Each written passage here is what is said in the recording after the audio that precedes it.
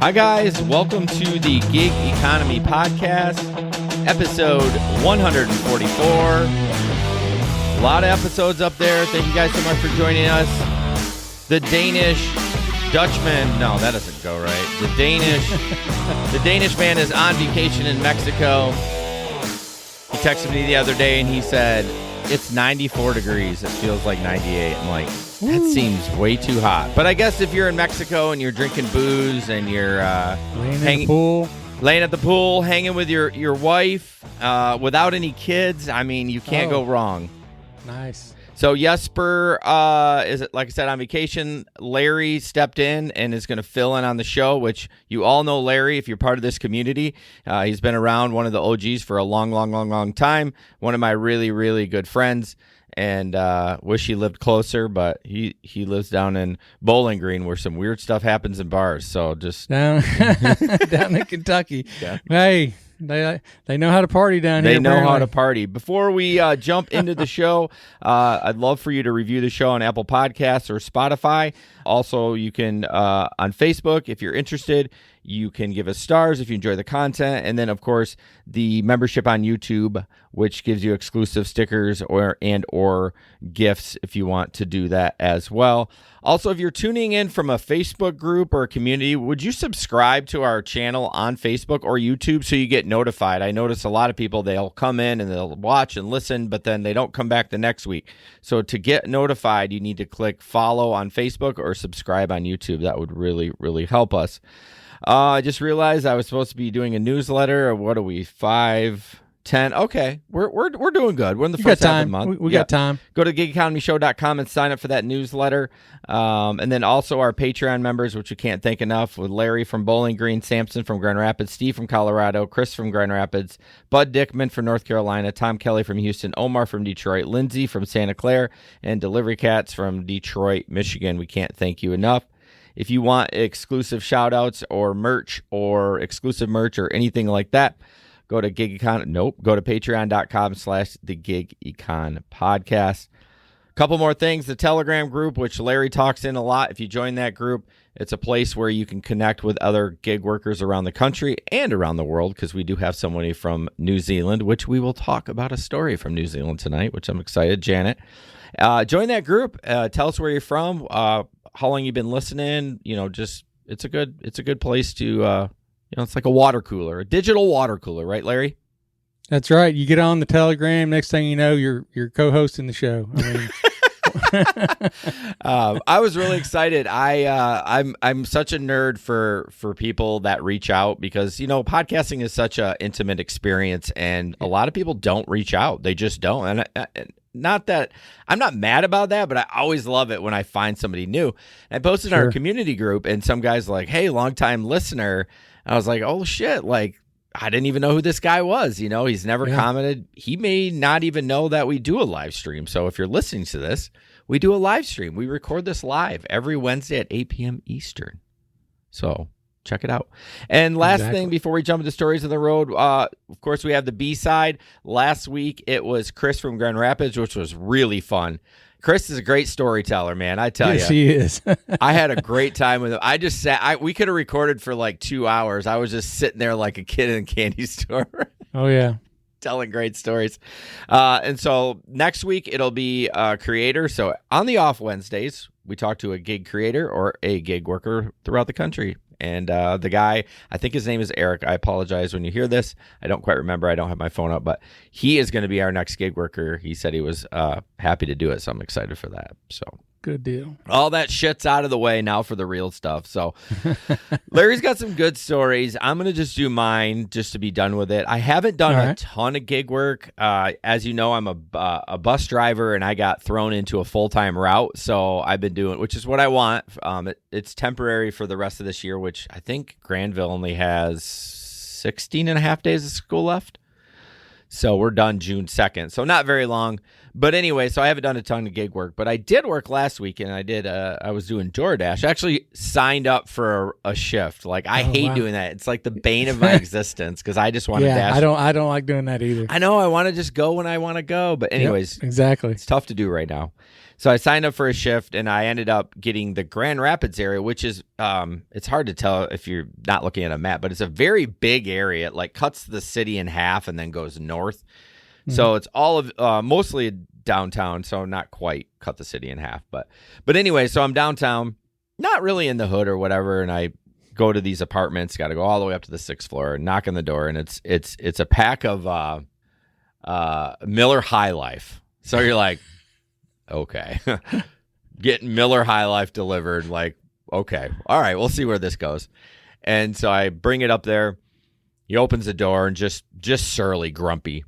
And I go, hey, man, what's up? And he's like, nothing, or just grumbled or something, whips his IED out, and I start scanning it. I'm already feeling uncomfortable because he's got, again, I have ink all over my face and my body. I don't have any on my face. I don't plan on doing that, but he did. So it always just kind of like, okay, this guy's. Oh, put you on edge. Yeah. I mean, it's not that. It's just like, if you're willing to tattoo your face, you're probably willing to shank a guy in the neck. Yeah. Like I just say there's a correlation there somewhere. There's got to be. We need some data on that. Can somebody run some data spreadsheets on that?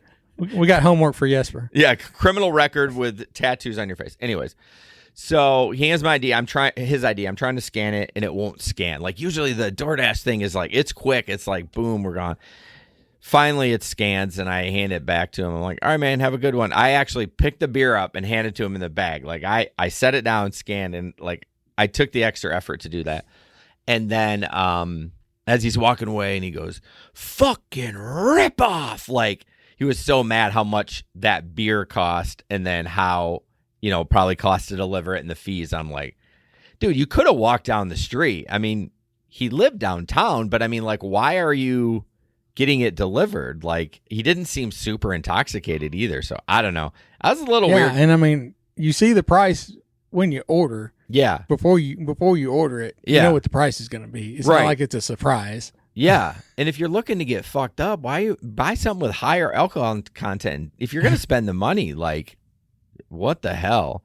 And then one other quick thing, I actually got scolded in my own Telegram group. So my last delivery last week, I took a double, go to the restaurant, and it was going to be like a $12 payout for like 3 miles or something. It was good, but it was downtown. I freaking illegally parked, and I'm like, I run into the restaurant, and they're like, yeah, this one's ready, but the other one just got put in. It's gonna be like 15 minutes. It's like, nope, not even waiting. I'll unassign it. So dumb me didn't. I mean, maybe you can't on the DoorDash platform. Someone can correct me, but I didn't know which one had the higher tip, because one of those orders is dog shit, right? Because they're bundling them together. Well, I unassigned the good tipped one, apparently. So as I'm driving, it's $2.50, and the guy wants me to go through all these security doors and go all the way up to the 6th floor. I did a bad thing, and I just delivered it outside the front door. I wasn't going to wait around. I just wanted to go home. What I didn't, and I posted that in the other group, and I got a little flack for it. Some rightfully so, some like, whatever. The guy's a piece of shit. He shouldn't have ordered DoorDash. But I'll tell you, I did get a phone call from that guy on my voicemail, and he wanted to kick the shit out of me. I'm not going to play it because it had some N-words in it, but he was not happy. He told me next time I come around, he's going to knock my ass out. That's what basically the gist of the voicemail. So it wasn't the guy with the face tattoos, right? No. No. I hate that they can still call us. I mean, I guess if there is an issue, but I feel like once it hits delivered, it's like it should go to DoorDash. Like, not my problem anymore. But yeah, I probably wouldn't answer it either. Just let it go to voicemail. I think he called, but the voicemail, I don't know. I have an Android phone for work, and I still don't really know how that thing works. Like, I know how to use my apps, but I didn't get it till like the next day when I powered my phone back on.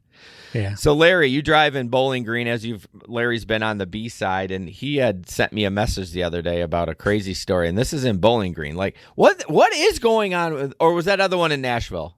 No. This was all both. Yeah, were what in is Bowling going Green, on with Kentucky. your city? I guess love was in the air Saturday night. Tell us about that. So Saturday night, I picked up a passenger at a little bar we have called Dolphy's. Pull up, and she comes to the car. She is fairly intoxicated, probably mid-40s, gets in the car, and she's like, they left me at the bar. I can't believe they left me at the bar. So it turns out she's from Owensboro, which is about an hour and 15 minutes away. And her friend that lives in Bowling Green is trying to set her up with this guy. And all she says she's complaining about this guy. She's like, I can't believe he left me at the bar. He's a player. He's not nice. I don't like him. But yet I'm taking her to his house. Right? Oh, well, so you'll find it when you end the story. You'll know why. Yeah. So we're heading out that way. And at one point she calls him on the phone and he's asking how far away we are, and she asked me how far away we are. So I look at the GPS. I'm like, hey, we're 10 minutes away. So she tells him, she hangs up, and then she goes on and complains about him some more, and then she gets quiet. And I thought maybe she was gonna hopefully go to sleep or something, Yeah, just ride quietly. And so we're driving, and all of a sudden she says something, and I can't really understand her, and so I'm like, pardon me, and she's like, you want to pull over and have sex? And I'm like, what? And she's like, we can pull over and have sex before you drop me off. I'm good with that. And I mean, if you do this for any length of time, most of us have had this happen, but it's been a minute since it's happened. I've had it happen 3 times, but I was not expecting it. I don't know why my guard was. I was just not expecting. Well, you don't ever expect that, even if especially when you're taking them to somebody's house for obviously what's a booty call. Exactly. She was like, you know what? I like Larry better, and I need to get laid. I don't like that guy, but I need to get laid. And Larry, you're the man tonight. Nope, Larry was not the man. Larry was like, thanks, but no thanks. I'm trying to cut back. I'm trying to cut back.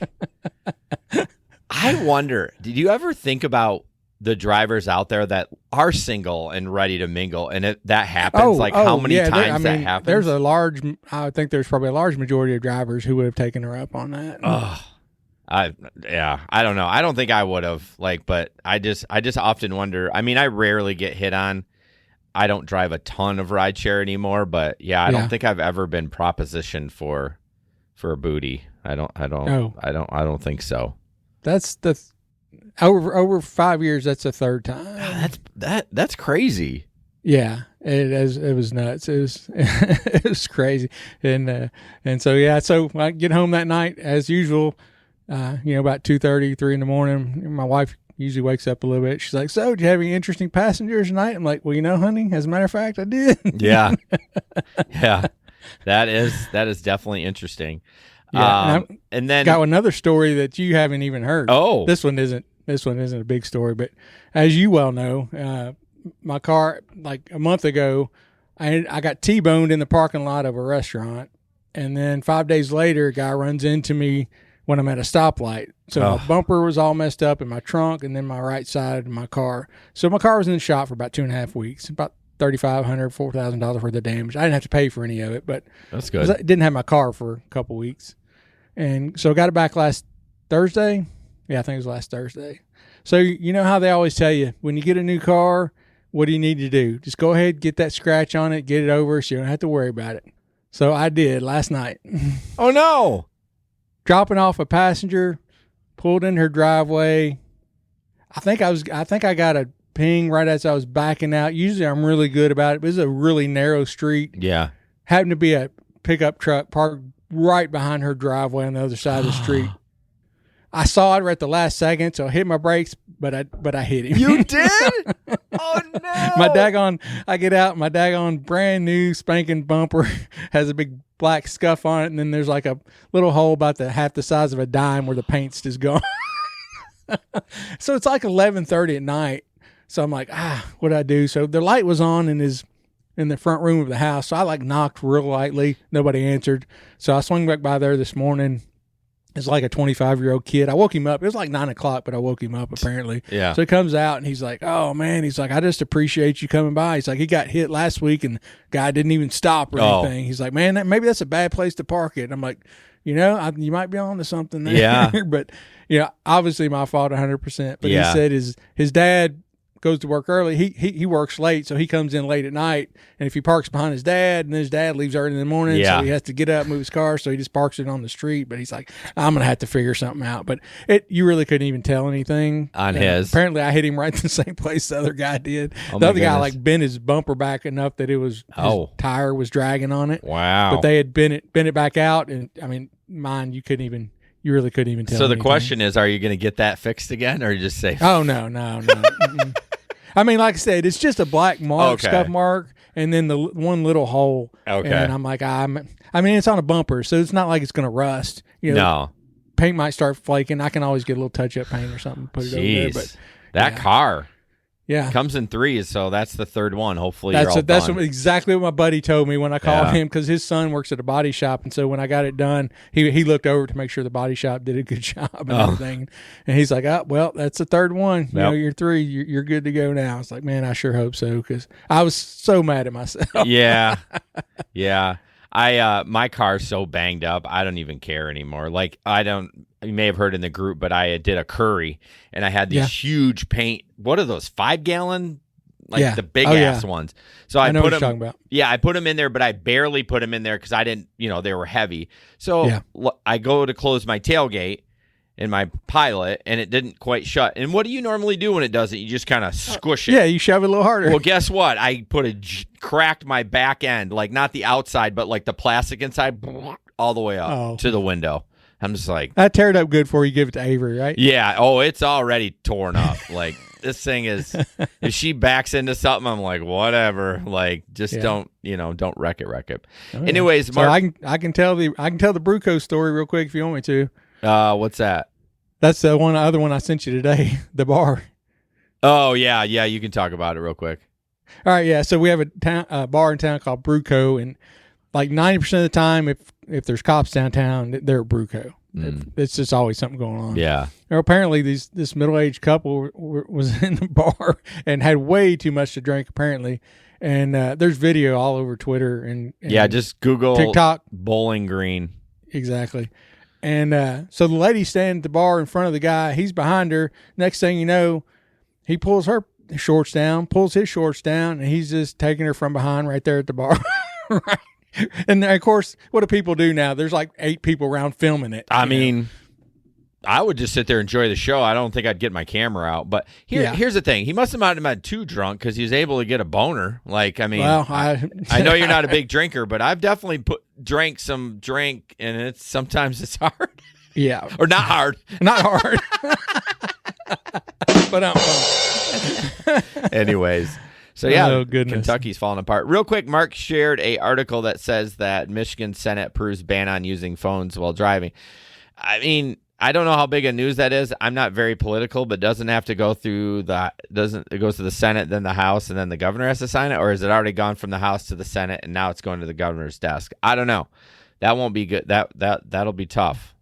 Well, I mean, Tennessee has hands-free law. You're not supposed to touch your phone, but I mean, there's 8 gazillion Uber drivers down there. I don't think it would really affect me. I would still do the same things. I mean, even with Gary's apps, I do try to stay off my phone anyways. Right. But yeah, I saw that article come up today. So, yeah. All right, jumping into news. Uber Eats driver 1-star's review for refusing to deliver crystal meth. This isn't from New Zealand. This is from Australia. I think Janet shared it, but sorry, I didn't mean to throw your country under the bus. Australia and New Zealand are not even close. So if you guys think that's not the case.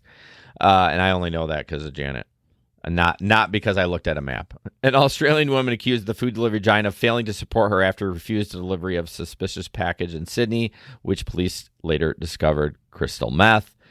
So she said, now remember, the article says she got a 1-star, right?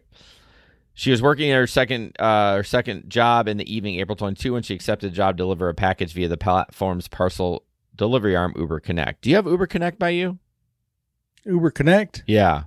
I don't even know what that is. Yeah, it's where you deliver packages. Like, people can ask you to deliver packages. We don't have it here either, but oh yeah, I've heard about it. But yeah, I've heard about it. Yeah, if y'all don't have it, we certainly won't have it. Yeah, that's true. I walk out of the restaurant, and the guy's standing there, and he said, "You're Jess, here's the parcel," and walked off, she recalled. She immediately thought the package in a plastic bag fastened with a black zip tie tag seemed suspect. I said to the person receiving it, "Would you mind telling me what you ordered?" And she said, "Toothpaste." I said, I went, "Who pays $16 for toothpaste? This is totally dodgy." She canceled the job and drove to Mascot Police Station while the drug dealer phoned her and sprayed her with verbal abuse. They opened it and it had meth in it. So how did she get reviewed if she canceled the job?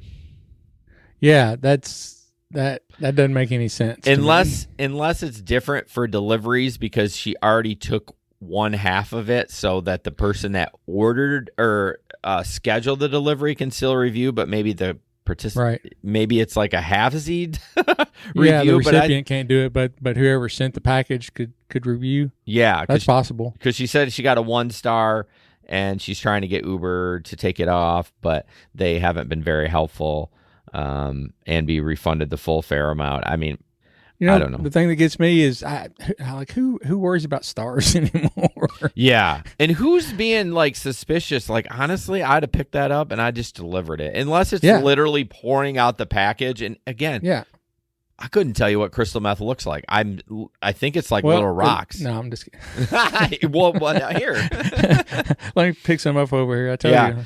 So, I mean, I tend to, like, if it's blatant, I will say, like, see something, say something, I do. But I'm not going to be like, I'm just doing a delivery. I don't really care. I'm getting paid. What am I getting paid? Yeah, I mean, the authorities are known we're just delivering stuff. It's just like people worrying about, I think I took somebody to a drug deal or they had weed in their pocket. I'm afraid I'm going to get pulled over.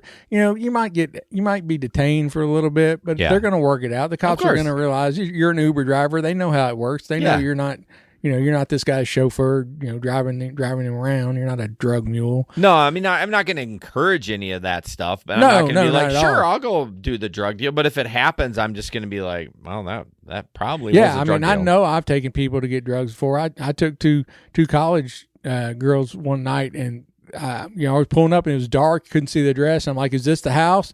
And because they'd said, like, can you just wait? We just got to run in and grab something. And I get up there. I'm like, is this the house? And they're like, yeah, we think so. And it's obvious they'd never been to the house before. They didn't know anything. They run in for about 5 minutes, come back out, and I freaked them out because I just looked at them and I was like, hey, whatever y'all got tonight, just be careful. And they thought I was a narc or something. They were freaking out. Yeah, you're just like just be careful. That's all I'm saying. Yeah, you're Papa Larry. You're just like, hey, be careful what you take. You never know. Exactly. Is cannabis legal? They just passed medical here a couple weeks ago. Okay. Along with sports betting, finally. Oh, now you can play the Rocket game. You have to go back to a different podcast altogether and not on our platform to know what that means. Yeah.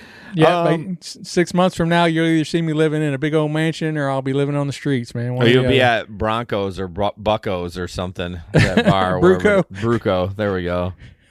So, Larry, you want to tell us about some Instacart shenanigans that went on?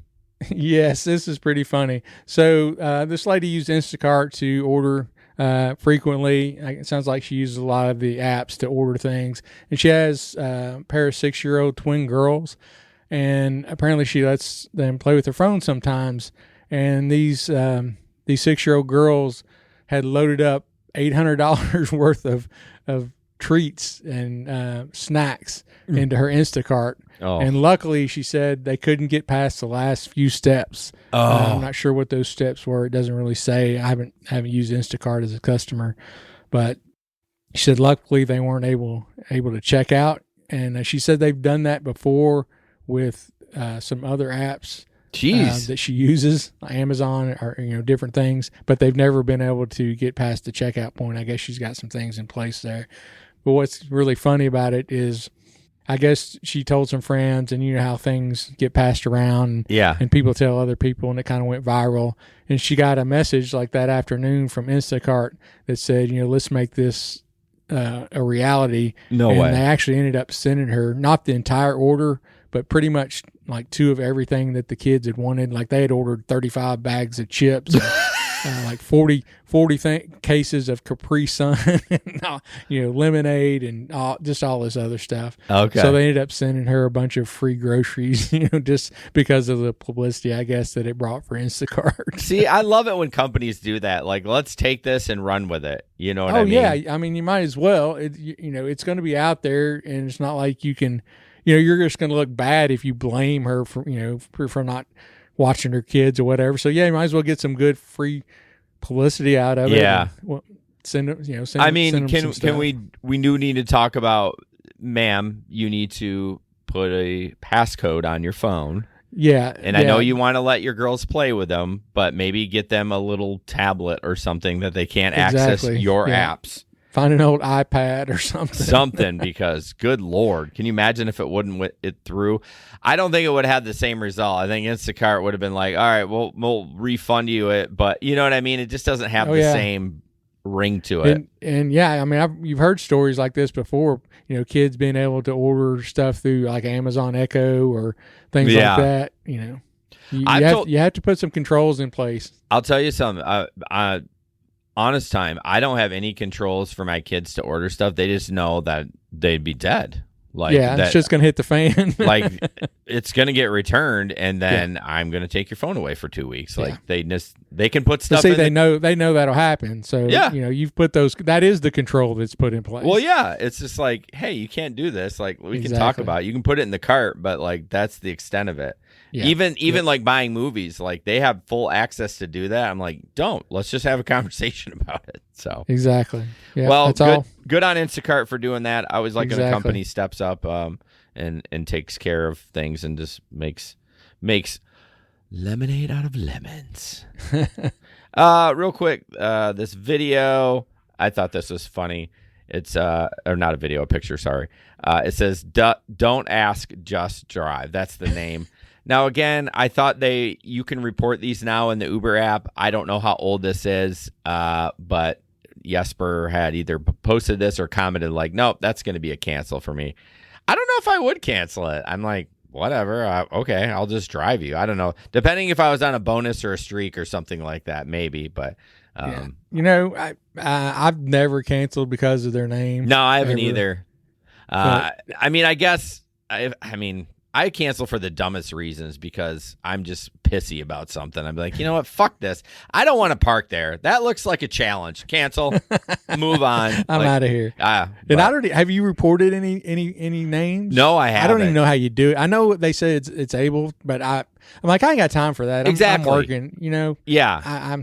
I don't worry about it. I mean, I guess I could take put a reminder in my phone to at the end of the night go back and do it, but like 2:30 in the morning, I'm just like, who wants to do that? Don't care. If they weren't a problem, then it's going to be out of my memory, and I'm going to move on with. Yeah, life. Now if they were a problem child, then that might be something different. Then I'm going to make their life definitely difficult. Have more incentive to report them for the fake name. Yeah, I'm going to make their life difficult. Like when you don't tip, you're not getting a door delivery, you're getting apartment delivery, or front door delivery. So this is, oh my gosh, this article.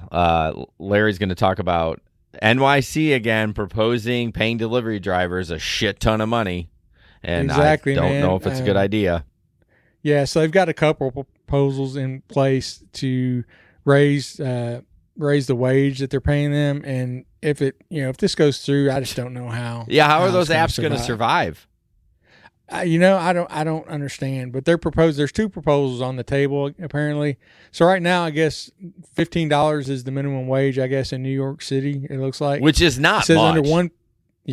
Under one plan, it said delivery people will be paid $33.27 per hour for the time they're spent on active deliveries. So it's not the time you're waiting, but it's just the time you're actually on an active delivery, going to pick up the food or deliver the food. Right. But then there's a second plan out there that will pay them $19.96 an hour for all the time they're online. So it doesn't matter if you're sitting around or you're doing the delivery or whatever. And everybody there said if they raise this like this, the cost of delivery is going to go up by about a little over around $5.20. Yeah, $5 to $7. Yeah, which people are already complaining about the huge fees that they pay when they do delivery. For sure. And it says they they ran it out and did the numbers and said if somebody a delivery person worked a 40-hour week for 52 weeks a year at that highest level, they would be making almost $70,000, which is more than a first-year NYPD officer makes $42,000.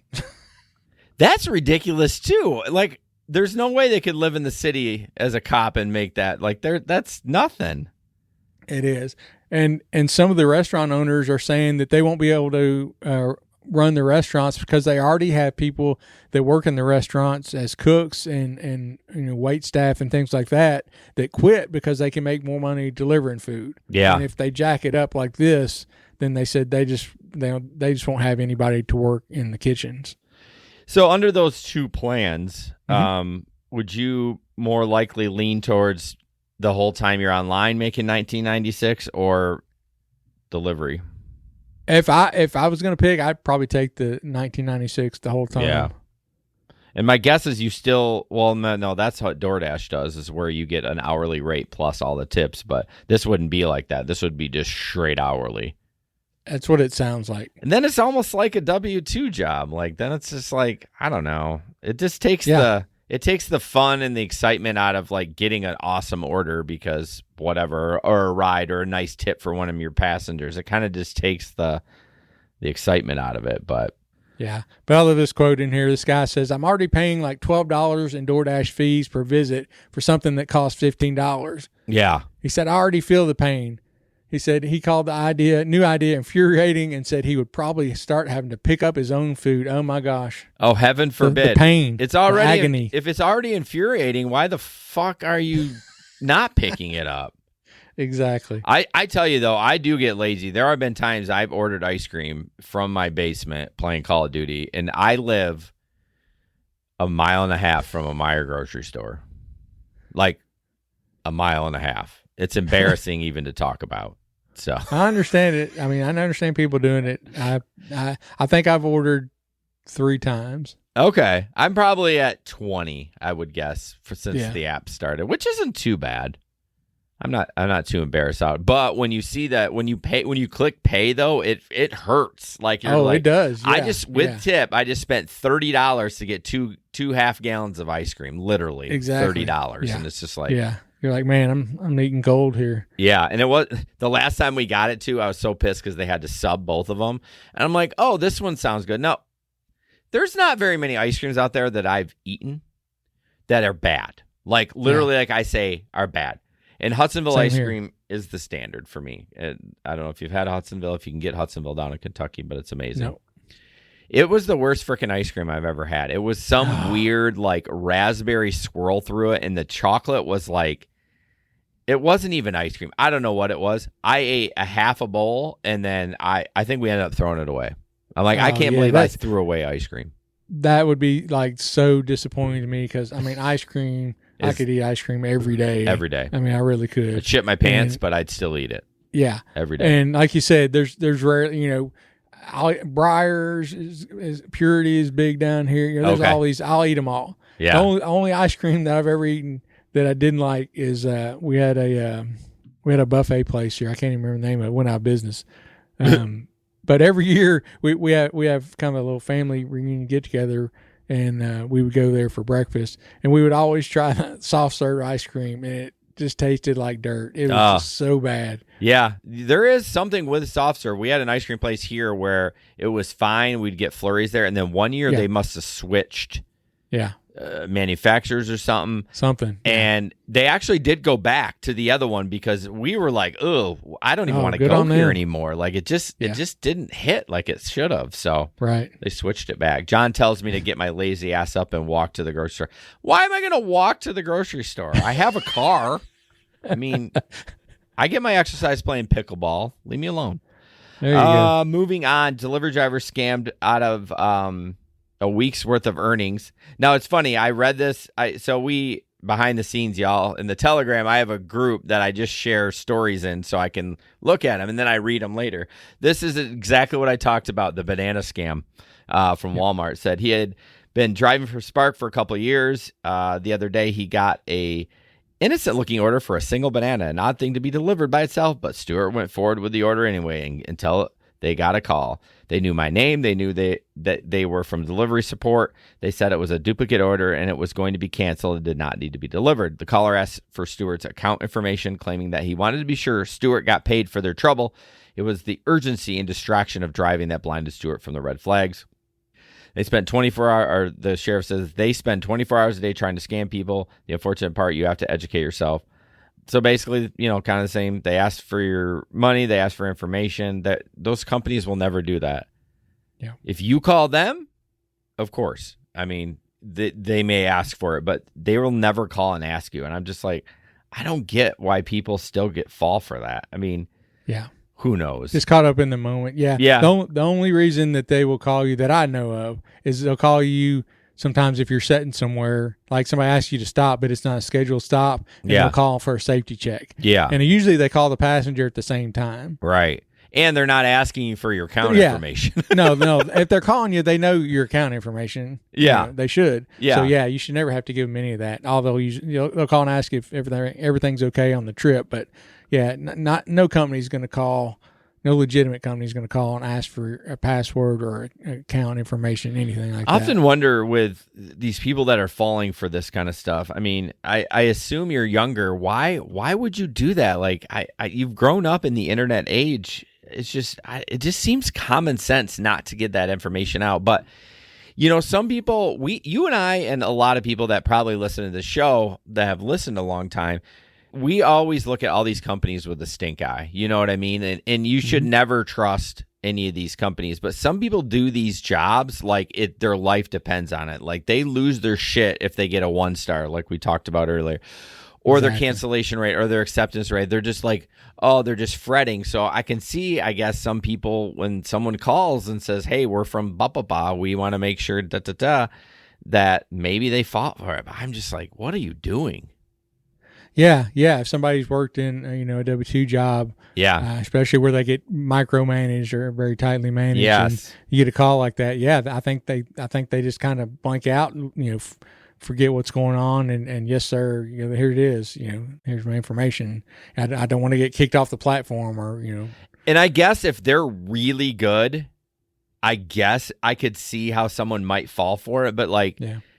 You would have to be like spot on, like perfectly speaking, like not have an accent. Cause a lot of times accents from different countries and stuff like that. Like, I don't know. I would just be like, this is not right. But yeah. Or I can see where, you catch somebody that's been working 10 hours and catch them, they're tired and maybe things are really busy. They got a bill they got to pay. They're, you catch somebody just in the right moment. And that's the thing. It's all a numbers game. They know if they, call so many people, they have a certain success rate. It's just like phishing emails or spam emails.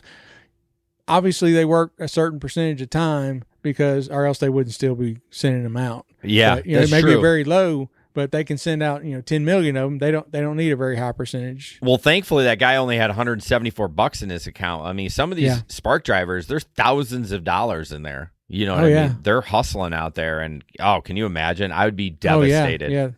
Yeah, can't pay your house payment because you got scammed. Yeah. Mark says it's the sense of urgency that gets people. I can see it. I guess I shouldn't be too hard on people that fall for it, but just, God, for the love of God, don't give them any numbers to say.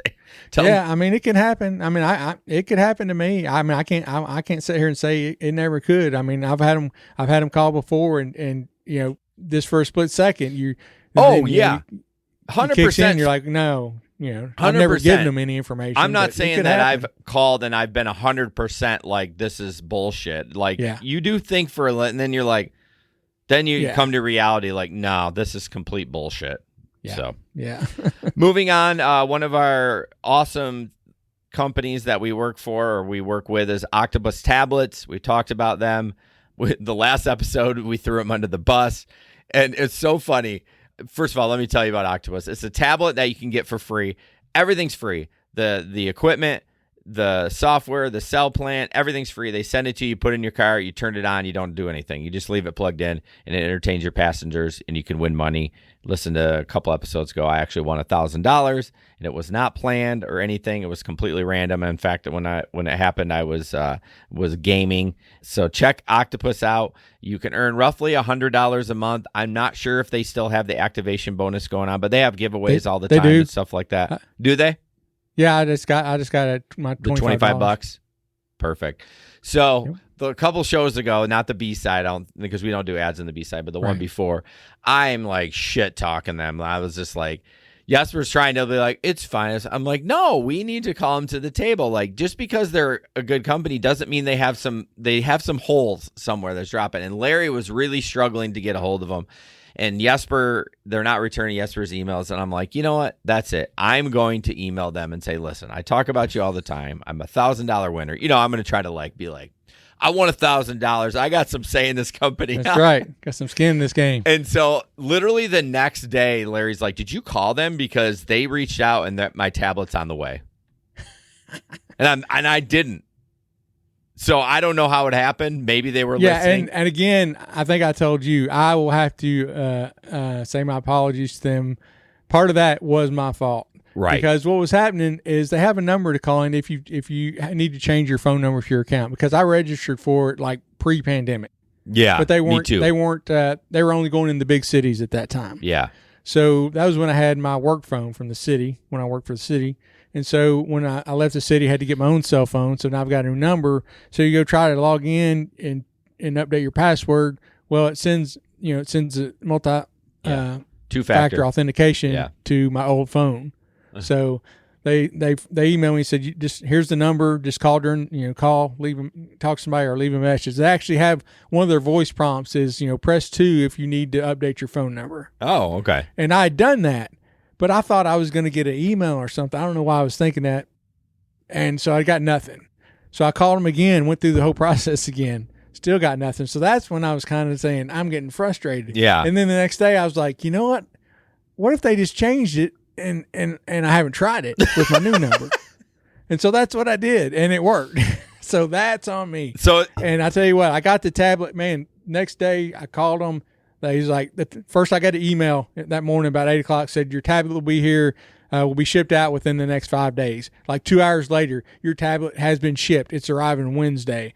Man, it came in, got it loaded up, got it put in the car. Passengers love it. Yeah. Love it. You set it in there, plug it in, and do you turn yours off at night when you're done, or do you leave it running? So if I'm going to be driving the next day, I leave it on. I just let it go to sleep. But if I'm going to be off for like 2 days, I will power it down because it'll drain the battery. Even on sleep mode, I mean, it's going to drain the battery. So it's great. The passengers love it. I got it like the day before Western graduated, so I had like 3 days where I had a lot of college kids. They were out celebrating graduation and all that, and they were back here. They're doing the trivia, man. Oh yeah, they're no this answer, this and no this answer. And I actually had somebody yesterday, first one that she got top 5 for the day.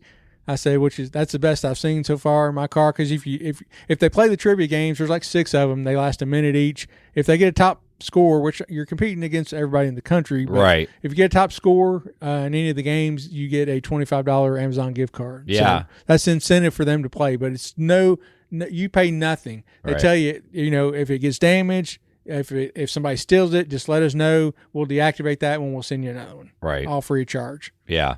So, yeah, really cool company. Yeah, really cool company. It is cool. I think Uber owns them. T-Mobile. Oh, T-Mobile owns them? T-Mobile owns them. Oh, okay. I thought. Yeah, Uber they have no affiliation with either the rideshare, because your rides, the points that you're getting, if you'll notice, it says your estimated rides. They're not hooked into Uber. They said Uber won't share the API with them. Oh. So they're estimating your rides based on your GPS. And then I've also read that they don't have the camera on the tablet that is like a camera, but they have something that does silhouette detection, so they can supposedly detect if there's actually somebody in the backseat. Now, this is what I read on the message boards. Whether that's a bunch of BS. So I heard it's 2 ways. The GPS gets you half the money, and the other half is from people tapping. I know that is true. That is true. But I'm saying the way they figure out how many rides you've done, because they have no way of knowing that. Yeah, of course, because they're not hooked into either the Uber or Lyft app. But I guess by the GPS, when it looks like you're starting and stopping, but I guess supposedly they have some way like to check if there's a silhouette, if there's actually somebody back there. So you just got to get a cutout face when you're driving around and wave it back in front of the tablet. Yeah. I don't know. I don't even turn mine on if I'm not driving. I mean, it's just like, it's not an honor. I mean, I guess it's kind of an honor system thing. I don't know. I have the volume off, so maybe it's been on this whole 2 weeks I haven't driven rideshare. I haven't looked at my numbers. I go on and off about. It seems like at night is good to have the volume on. In the day, the volume probably needs to be off. Yeah. But like I said, I've read up a little bit on them and listened to a couple of their podcasts. They seem like a pretty cool company. They seem like they're very very dedicated to doing what they can to make the driver experience better. Yeah. And, it prompts people up there to tip. it comes up on the screen. Tip For your sure. drivers. It has a little information about you. You can put some fun facts about you in there. It has sports scores. It has weather. Has the trivia games. Yeah. Yeah, and they'll give you, from what I've been reading, like at different levels. They'll give you, like when you get, supposedly like when you get to 10,000 points or something. Some people, you get a jacket, or you get like a little cooler or a Yeti cooler at a, like a Yeti cup at a certain point. So they sound like they're really pretty dedicated to making a good experience. Yeah, they are. So check them out. The link is in the description. All right, moving on. This is a picture. If a PAX wants to crack open a cold one, what do you say? Larry, I'll let you go first. Yeah, I mean, for the first probably 2-3 years when I was driving, like I think probably a lot of people are, it's like being a new parent, man. You're strict. Like, you're not bringing that in my car. I'll throw you out. I will end this ride right now. Now, if they're, if like you're gonna act cool. I mean, if they bring it in, and if it all depends. If it seems like somebody, they're not going to make a mess in your car, they're not going to act like an ass, you know what I mean, idiot, I'm probably going to be okay. Or if it's a short ride, which most of them in Bowling Green are, we're not that big a city, I'm like, yeah, dude, you can wait 5 minutes, you're going to be home. Yeah. But I'm not going to throw a hissy fit about it. But if they're somebody who's obnoxious, being an asshole, crack that beer, man. You're out. Chug it or dump it, Yeah. That's what I used to tell the college kids. They try to bring, they'll bring them in. They'll sneak them in all the time. And, it used to be you chug it or you dump it before you get in the car. Right. Yeah, I used to be the same way, strict. Now I'm not like inviting it in, but like some people jump in a red Solo cup. I don't even ask. I'm just like, whatever. But same thing. Like, even with my kids on the bus, I'm like, I give them quite a bit of a leash. But if you're going to be blatant about it, like I had a kid today, like running up and down the aisle while I'm driving, like that's a problem. Like that is definitely a problem. That's a problem. But if you're standing up in your seat, but you're staying put, like, okay, I'm not going to lose my shit over that. But yeah, same thing with the booze. Like I'm the same attitude. Like if you're a dick, no way. If you're not, let's just move on with life. And we're all adults here. Exactly. Yeah. I got, you got to pick your battles. And exactly. That's not one I'm going to die on that hill. All right, we're going to jump ahead a little bit. I want to show this Uber Quest. I talked about that in the title. This is a new way in some markets that they're testing how you get how you earn your Quest money. This is from the rideshare guy. It is a little bit lengthy. I'll probably pull it when I think it's good enough, but I think it really does have some good information. So we're going to watch that real quick. So I opened the Uber driver app last week to select my Quest for this week, and I saw something new. Let's discuss. Since the inception of Uber's Quests, they have always been based on the amount of rides that you give, and my personal ride tiers would start at 20 rides all the way up to 80 rides. And for each tier, once you had completed that amount of rides, you would receive your Quest bonus, no matter how much you had earned. But within the last couple of weeks, I have been seeing something new called Quest Goals. And goals are tiered by target earnings amounts, and once you reach the amount of earnings within a specific tier, that is when you will receive a Quest bonus, no longer solely ride-based. And Uber says that Quest goals include contributions from Fare, Surge, and Boost Plus. Only cancellation fees will count from cancellations, and tips do not count towards Quest goals.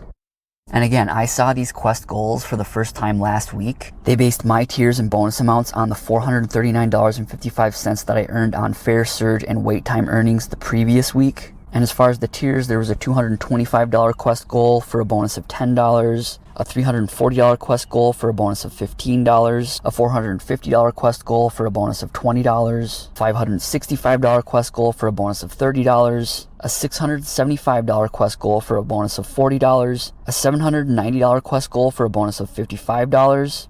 So as far as launching these Quest goals, initially, these bonus amounts were really underwhelming. So I didn't even drive for Uber this week. I actually drove for Lyft, and those goal tiers were offered for Monday through Thursday, but I was also offered goal tiers for Friday through Saturday this week. And since I don't typically drive Friday through Sunday, they couldn't base the goal tiers on past earnings. So they had to auto-generate earnings amounts and goal tiers. And these earnings amounts and tiers were probably based on average driver earnings on weekends. But you can see them here, $240 for 50, $355 for 75, $475 for 100, $595 for 130. So you kind of get it. And the early ones that were actually based on his earnings were terrible. Oh yeah, you're making ridiculous. $10. You earn $300 on the app, and you get a $10 bonus. Yeah, like yeah, was I seeing that right? I mean, That's what. Yeah, that's what he showed. But yeah, I don't see anybody that's going to do that. I mean, that's ridiculous. Yeah, I wouldn't do it. Now the ones that weren't auto or that were like created out of thin air, Right, yeah. were so much better. I mean, like Yeah. he was like, I think it was like $490. You got an extra $100. I'm like, okay, like.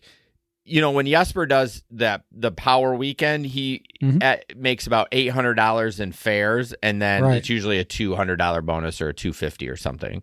So that seems like it lines up. But those other ones, based on his earnings, I mean, $10. Like, who the flip is going to do that for $10? Yeah, it's weird. Yeah, we have, here in Bowling Green, I've never gotten an Uber Quest. Really? Never. The only things we get are on the weekends, Friday and Saturday night. We have, y'all have the kidney shape. Yeah. That Chris always talks about. Yeah. Well, ours is kind of an oval shape that encompasses downtown down to the university. Okay. And it used to be we'd get like start out extra. I think it started out at like extra $9 or maybe even $12 a ride. Oh, like damn! That didn't last long. Then it went to $9. Then it went to $6, and now it's down to $3. Okay. So extra $3 per ride. I mean, but still, especially it works well. Because we get tons of short rides from the university to downtown, or from different bars that are around downtown. They're bar hopping, the college kids. So those work good. You can.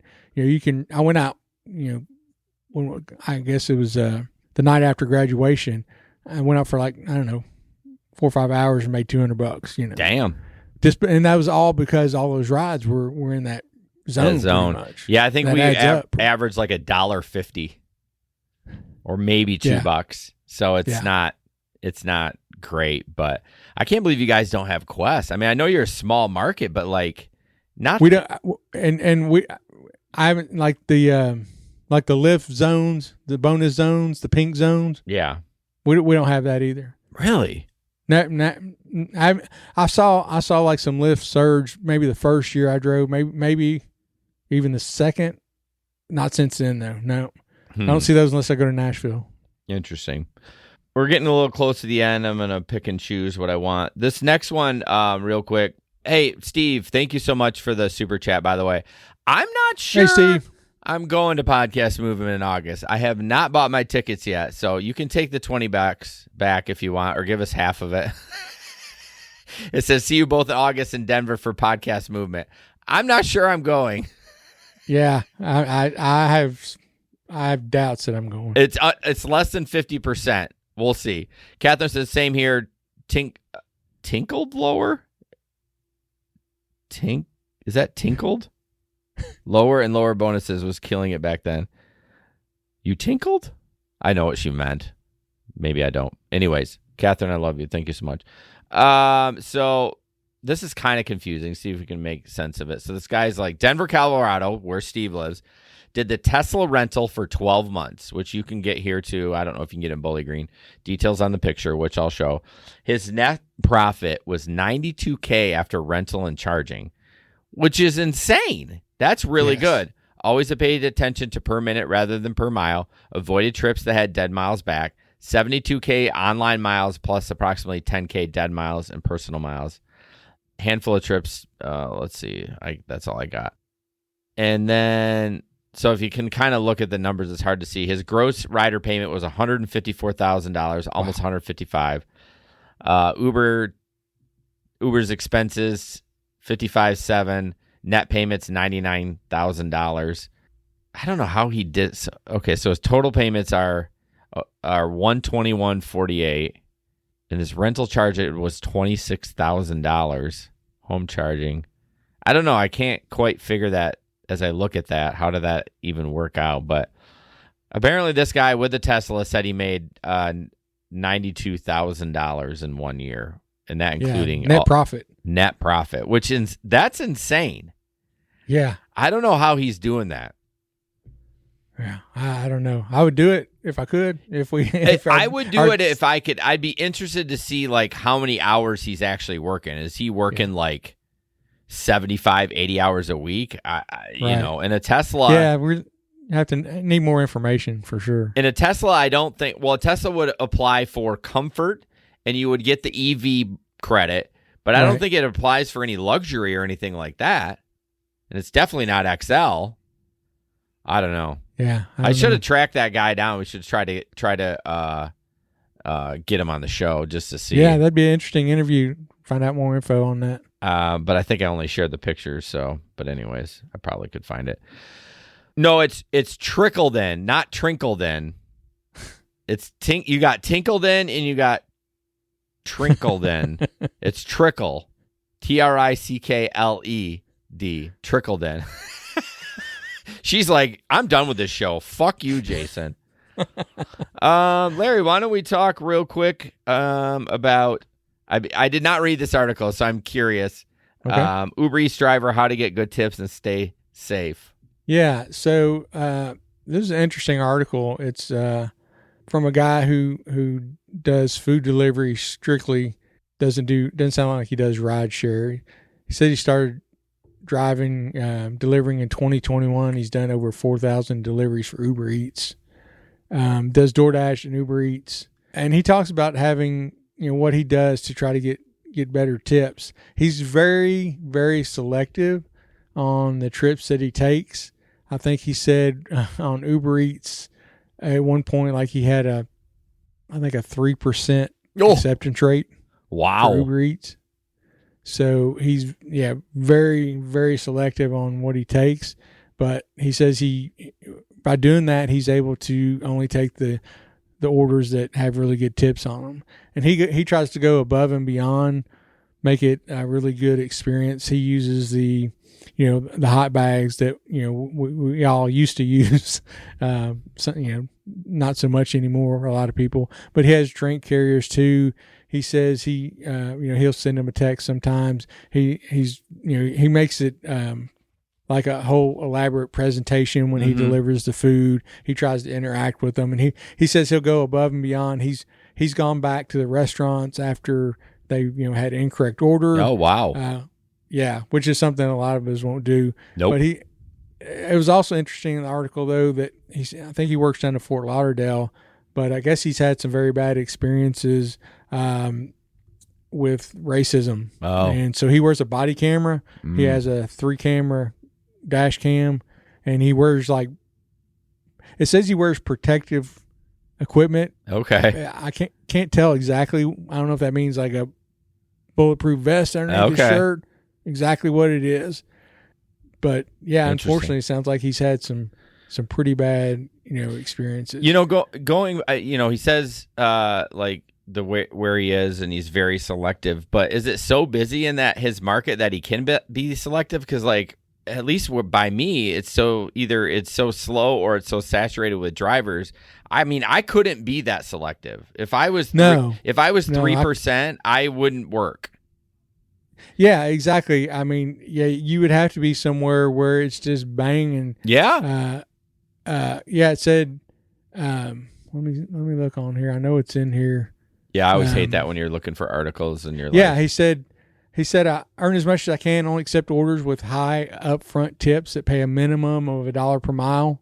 Oh. For Uber Eats, my acceptance rate is 3%. Well, $1 a mile isn't crazy. I mean, that's my goal for that too. Yeah, that's what I shoot for as well. I usually won't tell you anything if it's less than that, but yeah, if I took 3% of the food delivery orders that I get, I mean, I can have on Grubhub, DoorDash, and Uber Eats, and I can still go an hour sometimes without getting a delivery order. Yeah. Yeah, it wouldn't make any money. So yeah, it all depends on the market you're in. I guess if it's some place where you get that many orders, you can be that selective. But in a lot of markets, you just there's no way you could do that. Yeah, an update on my dream to become a top dasher. So they reset my acceptance. I don't know if they reset it, but they put it at like 50%. I am up to 72% on my acceptance rate now. I don't know exactly how. Okay, I should know this because I've listened to Tony's show, The Driven Dad, and even John from John McCallion.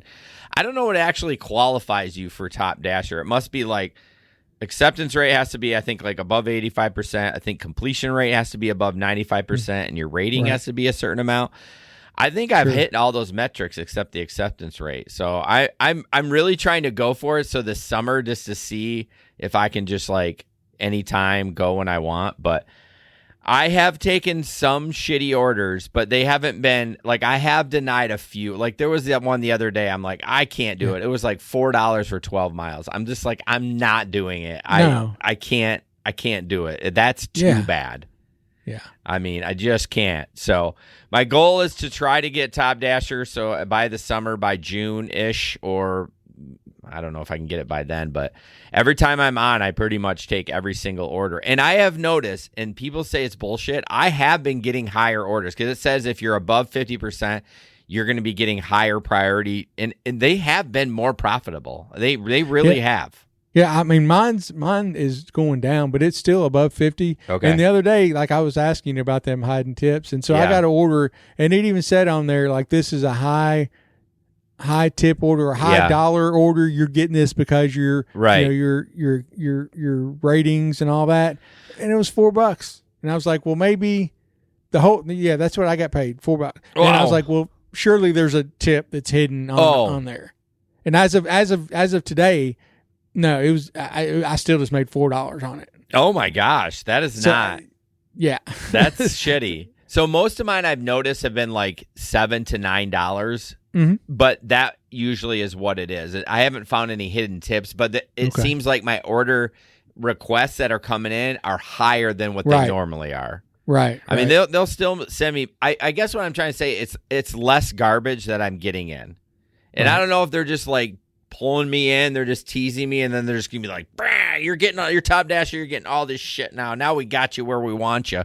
But I have noticed an increase of better orders, not saying better tips, but just more consistent of like the $7 to $9 range. I mean, I may try it. I don't know. I think it's worth trying just to have the experience. And you have the data. You can look back and say, well, God, I made a shit ton more when I did this than when I did Super Cherry Pick. And what do you have to do to stay like a Top Dasher month by month? I think you have to. I'm going to look into it. I'm going to text Tony, but I think you have to do a certain amount of deliveries. Like you can't just do like 5 deliveries for the month. Like I think you have to do like 100 deliveries for the month. Like there is some things to stay at that level. But you can log in anytime. Exactly. So you should be able to complete that task, no problem. Yeah. So that's why I usually just use Grubhub because I can log in anytime. and Uber Eats. And Uber Eats, same thing. So, all right, we're gonna wrap up. One thing I'm gonna show this picture, and I know your audio listeners, you can't see it, so that's why you got to join the live stream. But this is just, and I don't know if it's photoshopped or not, but there's this some dude, and it says Brittany is taking care of your order today, and it's some dude, and it's just like, it's so fucking funny. Either someone photoshopped that or whatever. It's just like, do you think that actually happened? Or, I mean, I know that shit does happen, especially I bet you that stuff you get away with that in the Uber Eats platform because no one gives a shit. And that's why I think they verify more when you're just doing Uber Eats, like verify a picture or whatever. But like, do you really care if Brittany or Bobby is delivering your food? I don't know. Yeah. I mean, I guess you want that person background check, but it's much more different when you're in a car with someone than if they're just delivering your cheeseburger. Oh, yeah. Although I did have somebody when I was delivering, when I didn't have my car, and they were like, oh, I was expecting a white Toyota Camry. Oh.